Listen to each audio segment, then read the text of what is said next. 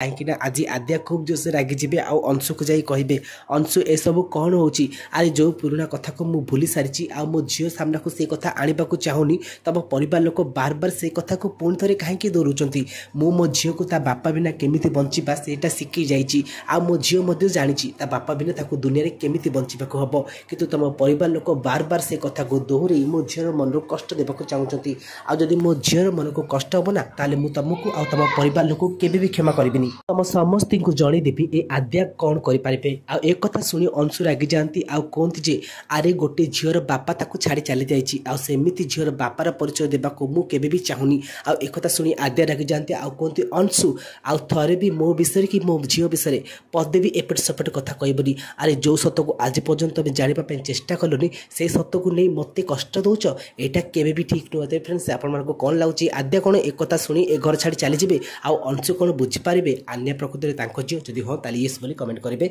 आज वीडियो भल लगी वीडियो को लाइक करने सहित चैनल को नुआ सब्सक्राइब करेंगे।